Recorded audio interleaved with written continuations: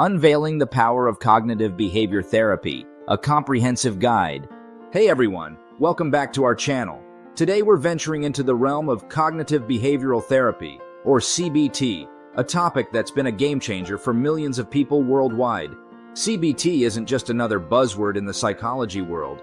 It's a thoroughly researched, highly effective approach to treating a range of psychological issues. From anxiety and depression to stress and phobias, CBT has been shown to help individuals not only confront their challenges but overcome them. In today's video, we're going to break down what is cognitive behavioral therapy, explore how it works, and examine why it might just be the key you've been looking for to unlock a happier, healthier you. So whether you're struggling with negative thought patterns, seeking strategies for mental wellness, or simply curious about how to enhance your psychological resilience, you're in the right place.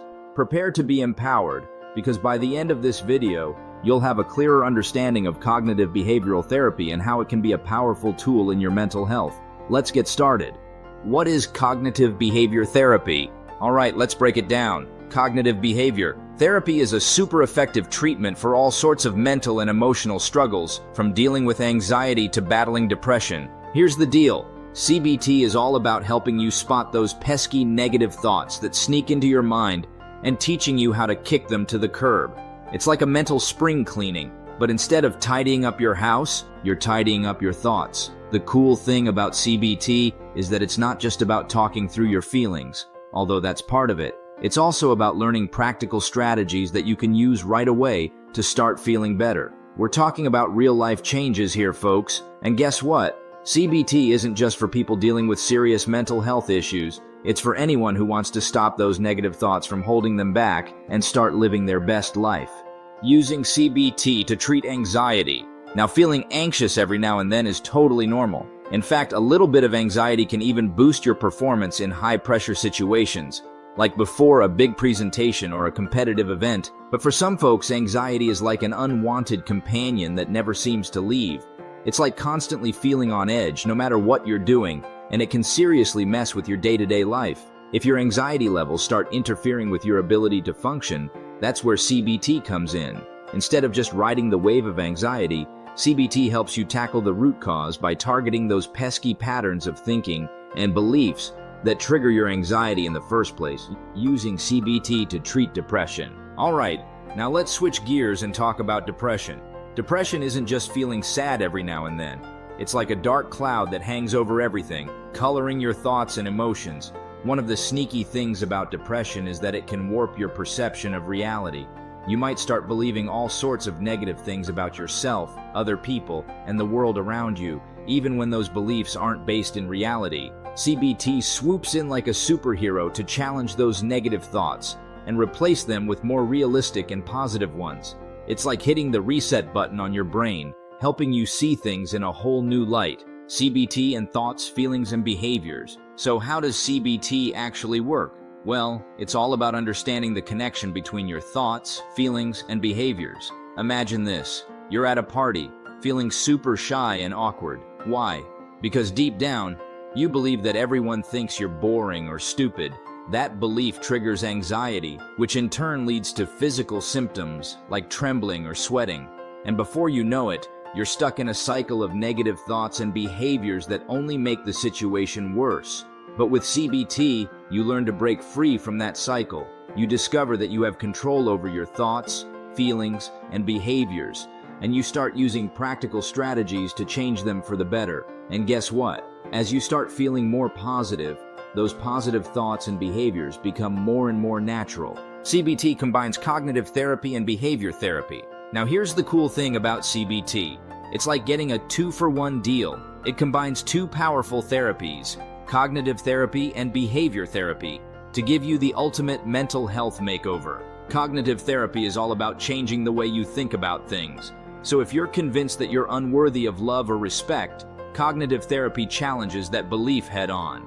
It helps you see the evidence that proves your belief false and replaces those negative thoughts with healthier ones. On the other hand, behavior therapy focuses on teaching you new skills and techniques to change your behavior.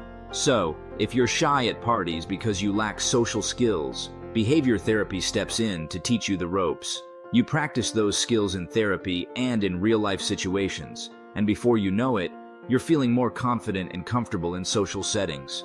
Treatment with CBT. So you've decided to give CBT a try. What can you expect? Well, the details of your treatment will depend on your specific problem, but here's a general rundown. 1. Assessment. Your journey starts with an assessment. This might involve filling out some questionnaires to help you and your therapist pinpoint your specific issues and distressing symptoms. And hey, don't worry, you won't be filling out forms forever, but they're super helpful for tracking your progress along the way. 2. Personal education. Knowledge is power, my friends. Your therapist will arm you with written materials, like brochures or books, to help you understand your particular problem better. When you know what you're up against, it's easier to dismiss those unfounded fears and start easing your anxiety and other negative feelings. 3. Goal setting. Time to set some goals. Together with your therapist, you'll draw up a list of things you want to achieve through therapy. Whether it's overcoming shyness or tackling social anxiety, you and your therapist will come up with practical strategies to make those goals a reality. 4. Practice of strategies. Now comes the fun part, putting those strategies into action. You'll work with your therapist to practice your new skills, whether it's role-playing difficult social situations or mastering the art of positive self-talk. 5. Homework. Yep, you heard that right, homework. But don't worry, it's not like the assignments you used to dread in school. Your therapist will give you tasks to do between sessions, like keeping a diary or practicing your new strategies in real-life situations. CBT and medication. Now you might be wondering, what about medication? Well, here's the deal. Medication isn't always necessary, but it's definitely worth discussing with your GP or a psychiatrist. In many cases, CBT alone can be super effective in treating depression and anxiety. But for some folks, a combination of medication and CBT might be the best approach, especially for conditions like bipolar disorder. Who provides CBT? Alright, so who can you turn to for CBT? Well, you've got options. Counselors, psychologists, mental health social workers, and therapists can all provide CBT, whether it's in one-on-one sessions, small groups, or even online. The goal is to help you look at your negative thoughts and adjust the way you see the world around you.